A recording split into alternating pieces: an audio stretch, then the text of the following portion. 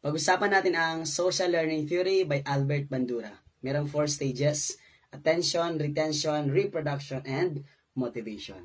First question, bakit mo na sir tinawag na Social Learning Theory? Simple lang, from the term social learning, it means we learn from others. Natututo tayo sa kung ano man ang ginagawa ng ibang tao. So we learn on 2 things. We learn by observation and imitation. Kung ano na-observe natin sa iba, napapakinggan natin sa iba. Kung maganda yon, i-imitate natin, kukopyahan natin. Ang tawag doon ay social learning theory.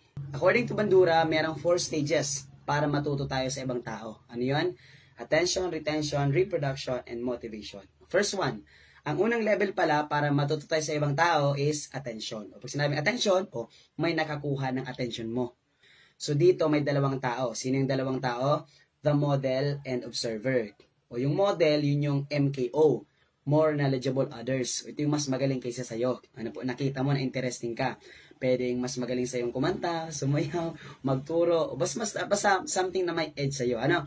That's the model. May nakita kang something na interesting sa kanya. That's why nakuha niya ang attention or focus mo. Samantalang ikaw naman yung observer. O ikaw yung nag-observe. Pag sinabing observation, ginagamitan ng senses. 5 yan. Sense of sight, hearing, taste, touch, and smell. So, ibig sabihin, pwedeng nakita mo siya, napakinggan mo, naamoy mo, o basta ginagamitan mo ng senses, ang tawag sa'yo ay observer. O tama naman, di ba? Para matuto tayo sa iba, nag-observe muna tayo. Ano po? So, we observe kung anong ginagawa nila, anong experiences nila, anong best practices nila, anong ginagawa nila. So, that's the first level, attention. Pero the second level, para matuto tayo sa iba, dapat yung nakita natin, mag-retain sa utak natin. Dito na papasok ang second stage, which is yung tinatawag na retention. O dapat, pag sinabing retention, retain. O pag sinabing retain, you are able to recall. You are able to remember. Kasi hindi ka naman matututo kung nakita mo lang, napakinggan mo lang, hindi mo naman naaalala. Kailangan yung something na nakita mong interesting, yung nakita mo, napakinggan mo, dapat maalala mo. Ang tawag doon ay retention. Paano ba magre-retain sa atin yung mga bagay-bagay? Simple lang, dapat meaningful. Ano po, dapat may kahulugan sa'yo. Something na interested ka. Ano po, kasi sa first level kasi, yung attention, pwedeng mawala yon. Ano po, pwedeng makalimutan mo or pwedeng maalala mo. Depende kung meaningful. Ano po, kung interested ka. Kasi kung di naman naging meaningful sa'yo, makakalimutan mo yon. Pero kung naging meaningful sa'yo, nakuha talaga yung attention mo, interesado ka, maalala mo yon. So pag sinabi natin retention, you are able to retain the information na nakita mo. Yung nakita mo sa iba, i-retain mo. You are able to recall, remember. Bakit? Kasi meaningful. Ano po? So pag sinabing retention, tandaan mo lang dyan, learning to know. So meron ka ng knowledge. Kasi you are able to recall, you are able to remember. So ang pinagkaiba lang ng attention sa retention, so sa attention, dalawa kayo. Ano po? So may model at saka may observer. Pero sa retention, ikaw na lang dyan, observer na lang. Wala na yung model. Kaya nga pag sinabing retention, you are able to recall kung anong ginagawa ng model kahit na wala na siya. Ano po? So yan ang second level. Dapat kung para matuto ka sa iba, maalala mo kung ano man ang ginagawa ng model. Guys, sabihin teachers. The third stage of social learning theory ay walang iba kundi ang reproduction. Pag sinabing reproduction, matututo ka lang kapag yung mga nakita mo, kaya mo nang gawin ngayon sa totoong buhay. Application in a real life scenario. Kasi diba sa attention, sa first stage, o nakita mo lang, napakinggan mo lang, o ginamitan mo ng senses, nag-observe ka. Ano? Sa retention, kaya mo nang maalala, may knowledge ka na. Kaya lang hindi sapat na purong knowledge lang alam mo. Para matuto ka, dapat yung knowledge i-apply mo. Ibig sabihin, kapag yung knowledge in-apply mo, that becomes skills. So, ang reproduction pala, matututo ka kapag ginagawa mo na, yung nakita mo, na ginagawa mo na, napakinggan mo, learning to do na ang tawag doon. Ano? Gets ba yung teachers? So, ang pinagkaiba lang ng retention sa reproduction, sa yung retention kasi, learning to know, nasa cognitive domain. Naalala mo lang yung mga nakita mo, napakinggan mo. Pero kapag yung mga naalala mo, in-apply mo na, yung nasa cognitive, in-apply mo na, nagiging na siyang psychomotor domain. So, ang tawag doon ay learning to do. Ano? So, pag sinabi nating reproduction, o kaya nga pre-produce, ibig sabihin, yung original, yung model, kinopya mo na ngayon. So, may original at may Xerox copy. Ano? So, ibig sabihin, kung anong ginagawa ng original, kinopya mo na. Ano po? So, yung galaw niya, yung behavior niya, kinokopya mo na. Ano? Ikaw na yung kopya. Kaya nga ito siya tinawag na reproduction. Ano? And the last stage of social learning theory ay number 4, motivation. Ang keyword mo dito sa last stage ay reason. Kapag sinabing reason, maghahanap ka na ngayon ng rason para ipagpatuloy mo yung ginaya mo sa iba. Ano po? Kaya nga pag sinabing motivation, ano naman ang rason ko para ipagpatuloy pa yung nakita ko sa iba? So dito na papasok ang law of effect. Ano po? Yung kapag naging maganda yung consequences ng ginawa mo, ipagpapatuloy mo. May rason ka, para ipagpatuloy kung ano yung ginawa mo. Pero kapag hindi naging maganda yung epekto, yung result ng ginawa mo, so, binash ka, so, hindi mo na ulit. Wala kang rason para ipagpatuloy yun, Like, for example, may nakita ka sa iba na magaling sumayaw, o kinopya mo din, ginawa mo din. O ngayon, maghahanap ka ngayon ng rason para ipagpatuloy. O kapag yung tig-post mo sa social media, maraming yung sayaw, maraming nag-reacts, maraming nag-share. O may rason ka para ulitin yon. Pero naman kung tig-post mo sa social media yung sayaw mo, o tig-bash ka, kasi hindi masyadong maganda yung sayaw mo, di ibig sabihin, so wala ka ng rason para magpatuloy kasi naging negative nga yung effect.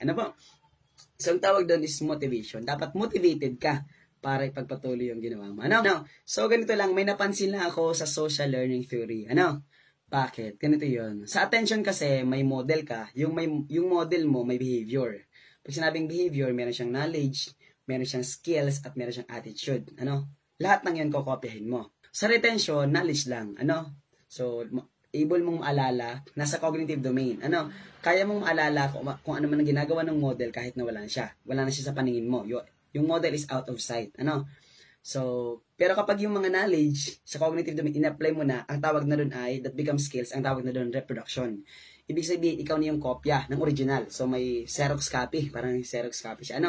So, tapos, yung motivation naman is maghahanap ka ng rason sa affective domain. Kaya nga, we learn from others. Ano ba yung meron sa iba? Behavior. At kapag sinabing behavior, tatlo. Cognitive, affective, psychomotor. Meron silang knowledge, meron silang skills, meron attitude. Merong head, merong heart, merong hand. At kapag kinopya natin yon, meron din tayo noon. Meron tayong head, that is your retention.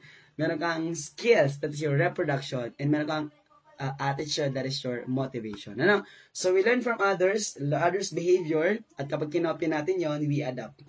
Kung yung iba kompleto, tayo din kompleto. So, we learn from others. Yan po yung social learning theory by Albert Bandura. Okay, sige. I-recall ko lang yung mga sinabi ko. So, tinawag ang social learning kasi we learn from others based on observation and motivation. So, meron 4 stages: attention, retention, reproduction, and motivation. First one, attention. So, dito, ang pinakaunang level pala para matuto tayo is may nakakuha ng attention natin.